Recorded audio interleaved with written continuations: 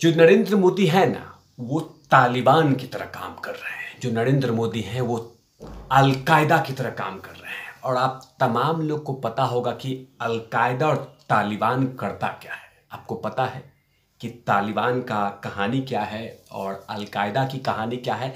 आप तमाम जनों को पता है, लेकिन सारांश बता देता हूं कि तालिबान अपने डंके की चोट पे कहता है कि मैं जो बोलूँगा वही होगा, और अलकायदा एक आतंकवादी संगठन है। ये दो चीज़ें हैं। लेकिन इस तरह से नरेंद्र मोदी काम कर रहे हैं। एग्जाम्पल सेट किया है संजय राउत ने। ये संजय राउत हैं। आप तमाम लोग को इनके बारे में कुछ बताने की जरूरत नहीं, लेकिन इन्होंने मतलब उदाहरण सेट किया है ना, तो ऐसा सेट किया है। अगर सोचिए कि मैं ये महाराष्ट्र सरकार में जो उस समय उद्धव साहब होते, अगर इस तरह का एग्जाम्पल सेट कर देता तो क्या होता। एग्जाम्पल सेट कर देता तो क्या होता। और यही एग्जाम्पल सेट किया था कंगना बहन ने। मैं उस बातों पे नहीं जानता था, लेकिन कंगना बहन ने जब एग्जाम्पल रखा था तो उसका घर तोड़वा दिया गया था कि उसने मुंबई को इस शहर से कैसे जोड़ दिया। इस तरह के तमाम चीज़ें कही गई थी, लेकिन मतलब जोड़ दिया गया था। लेकिन जैसे ही नरेंद्र मोदी को अलकायदा की बराबरी कर दी गई, तालिबान की बराबरी कर दी गई, और उसके बाद भी संजय राउत आराम से चल रहे हैं, तो सोचिए। इसी की बात इस पे बात करूंगा। नमस्कार, आप देख रहे तिवारी भैया, मैं हूं वेद प्रकाश।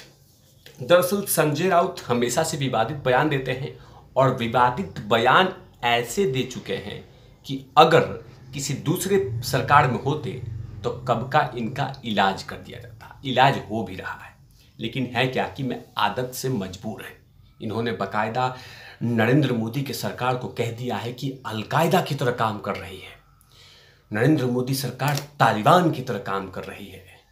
लेकिन संजय राउत, तुम्हें पता नहीं है, तुम्हें बोल रहा हूं, तुम्हें पता नहीं है कि तालिबान की तरह अगर नरेंद्र मोदी काम करना शुरू कर दे तो तुम जैसे नेता कब का जेल में होते। और भचर भचर भचर भचर जो कर रहे हो, ये तुम नहीं कर पाते संजय राउत। मैं पहली बार तुम कह रहा हूं, क्योंकि जिस भाषा का इस्तेमाल किया है आपने नरेंद्र मोदी के लिए, ये नहीं करना चाहिए था। लेकिन जो बातें कर रहे हो ना, अगर नरेंद्र मोदी सचमुच तालिबान की तरह काम करना शुरू कर दे तो पैंट गीली हो जाएगी, गीली। अगर नरेंद्र मोदी सचमुच तालिबान की तरह काम करने लगे, जिस तरह से जो मन में आता है नरेंद्र मोदी के बारे में बोला जाता है और वो चुपचाप सुन लेते हैं, ये तालिबान इसको नहीं कहते हैं। इसी देश में नरेंद्र मोदी को कुछ दिन पहले आम आदमी पार्टी के कुछ नेताओं ने कहा था कि मर जा मोदी, मर जा मोदी, मर जा मोदी, मर जा मोदी। ये कहा गया था। आम आदमी पार्टी के नेताओं ने कहा था जब मनीष सिसोदिया जेल में गए थे, अगर नरेंद्र मोदी तालिबानी होते तो कब का वो बोलने वाले उठ जाते। लेकिन ऐसा कुछ भी नहीं हुआ। जिसको मन में आता है नरेंद्र मोदी के बारे में कुछ बोल रहा है, अमित शाह के बारे में बोल रहा है, आदित्यनाथ योगी के बारे में बोल रहा है, लेकिन उसके बाद भी कहा जाता है कि तालिबान की तरह। और बराबरी कर दिया कि ईडी और सीबीआई को इस तरह से इस्तेमाल किया जा रहा है। जो गलत है वो गलत है। जिनके पास पैसे हैं उनके पास ईडी पहुंचेगी, जिनके पास काला धन उनके पास ईडी पहुंचेगी, जिनके पास गलत काम किया उनको सीबीआई पहुंचेगी। इसमें दिक्कत कहाँ है। ऐसे कितने सारे विपक्ष के नेता हैं, कांग्रेस के नेता हैं, जिनके घर पे अभी ईडी सीबीआई नहीं पहुंची है। लेकिन ये कहना कि तालिबान, ये कहना कि अलकायदा, इसे ऐसा कंपेयर करते हैं, इस तरह से बराबरी करते हैं, ऐसे एग्जाम्पल सेट करते हैं, इसको ऐसे नहीं बोलते। लेकिन हाँ, सत्ता के अहंकार में अभी भी घमंड चूर नहीं हुआ है, अभी भी अहंकार घूम रहा है संजय राउत। अगर यही तालिबान अगर की बात कर रहे हैं ना, अगर नरेंद्र मोदी तालिबानी होता तो बहुत कुछ एग्जाम्पल सेट कर देता, लेकिन ऐसा कुछ भी नहीं है। लेकिन हाँ, बड़बोलापन है। आखिरकार ये क्यों कह रहे हैं, ये तमाम चीज़ों की आखिरकार क्यों कह रहे हैं? क्योंकि सत्ता छीनी हुई है, सत्ता का मलाई चाट नहीं पा रहे हैं, तो इसीलिए बड़बोलापन बोल रहे हैं। क्या बोला है इन्होंने, ये सुनिएगा। ये कह रहे हैं कि तालिबान और अलकायदा की तरह अपने प्रतिद्वंदियों को, मतलब कि अपने अपोजिशन वालों को खत्म करने के लिए हथियार उठाते थे, उसी तरह से सरकार ने अपने हितों के लिए ईडी और सीबीआई का इस्तेमाल कर रही है। उन्होंने कहा कि सरकार ने ईडी और सीबीआई को हथियार उठाने के लिए कहा है, हथियार की तरह उठा लिया है।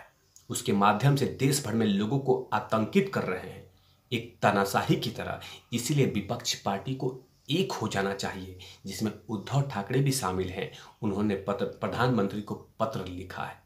आगे संजय राउत यही नहीं रुकते हैं, आगे कहते हैं कि सभी विपक्ष को एक साथ आना चाहिए। वो चाहे कांग्रेस हो, आप हो, नेशनल कॉन्फ्रेंस हो, अखिलेश यादव हो, सबको एक साथ मिलकर चुनाव लड़ना होगा। सरकार के खिलाफ बोलना अपराध बनता जा रहा है। बोलने वालों पे जांच की कमेटी बैठा जाती है, ईडी वाले आ जाते हैं और सीबीआई वाले आ जाते हैं। इस तरह की तमाम बातें कहा है। तानाशाही से भयानक माहौल होता जा रहा है। तालिबान और अलकायदा जैसे लोग अपने विरोधियों को नष्ट करने के लिए हथियार उठाते हैं। इसी तरह से सरकार ने ईडी और सीबीआई जैसे चीज़ों को इस्तेमाल कर रही है। इसलिए लोकतंत्र केवल खतरे ही नहीं बल्कि खत्म हो चुका है। चलिए, लोकतंत्र खत्म की बात कर रहा हूं। पहले रिसेंटली में 3 राज्यों में चुनाव हुआ था। 3 राज्यों में चुनाव हुआ था। उसमें से 3 राज्य में त्रिपुरा, मेघालय और साथ में एक और नागालैंड, 3 राज्यों में चुनाव हुआ था, जहां पे मेघालय में बीजेपी सिर्फ 2 सीटों पे जीती है। अगर बीजेपी चाहती तो उसमें 10 भी कर सकती थी, चाहती तो 8-10 कर सकती थी, लेकिन 2 ही किया। क्यों? क्योंकि जनता जनार्दन ने जैसे चुना वैसे ही आया, लेकिन 2 ही। और उस पर भी विपक्ष हंस रहा है कि आप लोगों ने इतना मेहनत किया 2। अगर मोदी तानाशाह होते तो मेघालय में 12 सीटें होती। त्रिपुरा में बीजेपी कुछ ही चंद सीट मिली है, बहुमत से ज्यादा चंद सीटें मिली है। अगर मोदी तानाशाह होते तो एटलीस्ट 40 सीटें तो लेके आ जाते, ताकि सरकार सिक्योर रहे। नरेंद्र मोदी नागालैंड में सिर्फ उनकी पार्टी ने 12 सीटें लिया है। अगर तानाशाह होते तो एटलीस्ट 15 कर देते, थोड़ा अच्छा लगना चाहिए, लेकिन ऐसा नहीं हुआ। लेकिन हाँ, कुछ शब्द नहीं मिल रहे हैं तो बराबरी कर दिया कुछ भी चीज़ों से। लेकिन संजय राउत, अगर इतना ही सही तरीका से देखना है तो एक बार जाके देखिए तालिबान में कि वहाँ क्या चल रहा है। बराबरी करने के लिए शब्द बहुत सारे हैं। मेरा सजेशन है कि बेहतर शब्द चुनिए मिस्टर संजय राउत, वरना अभी ऐसे बहुत सारे डोज मिलेंगे जो मिल रहा है अभी। और आपने गलत किया है तो आपको ईडी उठाएगी, सीबीआई उठाएगी। और रही बात आपने जो कहा कि जानबूझ के फंसाया जा रहा है, जानबूझ के किया जा रहा है, तो जानबूझ के कंगना रनौत के साथ भी हुआ था, कोई भूला नहीं है। एक भारतीय जनता पार्टी के नेता हैं समित ठक्कर, उनके साथ भी यही हुआ था। बेड़ियों में डाल के उनको घसीटा गया था। ये तमाम महाराष्ट्र की जनता के साथ साथ पूरा देश ने देखा था कि किस तरह से बदले की भावना की गई थी। ऐसे बहुत सारे नेताओं के साथ हुआ है। लेकिन हाँ, उस समय तालिबान नहीं हो रहा था। सुशांत सिंह राजपूत के लिए जांच करने के लिए आईपीएस ऑफिसर को जबरदस्ती क्वारंटाइन कर दिया गया। वो जबरदस्ती, वो क्या था? तानाशाही नहीं था वो, उसको लोकतंत्र खतरे में नहीं था। अर्णव गोस्वामी के साथ क्या हुआ, तमाम चीजें नहीं देखा गया। लेकिन उस समय आप थे तो सब कुछ ठीक है, और भारतीय जनता पार्टी कुछ इलाज कर रही है तो तानाशाह हो गया, अलकायदा हो गया, ये हो गया, नरेंद्र मोदी ने ये कर दिया है। अरे आप गलत है तो गलत है, जो सही है सही है। ऐसे भारतीय जनता, ऐसे कितने सारे नेता हैं जो गलत हैं तो गलत हैं। लेकिन इस शब्दों का इस्तेमाल से बचना चाहिए कि नरेंद्र मोदी तालिबान की तरह कर रहे हैं, अलकायदा की तरह कर रहे हैं। थोड़ा जुबान पे लहजा होने चाहिए था। बाकी ऐसे तमाम चीज़ों पे तिवारी भैया तो लगातार अपनी बात रखते ही हैं और बात रखेंगे भी। लेकिन याद रखिए संजय राउत, थोड़ा जुबान पे लहजा रखिए, बेहतर के लिए। मैं कुछ भी नहीं हूँ। और रही बात, अगर इस तरह के शब्दों का इस्तेमाल अगर मैं उद्धव साहब के लिए कर देता तो कब का मेरे लिए एक नोटिस चिपका देते मुंबई पुलिस का, है ना। चलिए कोई बात नहीं, मैं शब्दों पे थोड़ा सा कंट्रोल होना चाहिए। और वैसे भी नरेंद्र मोदी तालिबानी की तरह अगर हो जाए तो बहुत मुश्किल हो जाएगा। तब तक के लिए आप ख्याल रखिए और होली मनाइए। कैमरामैन ध्रुव लाठी के साथ उड़नौट लबीस।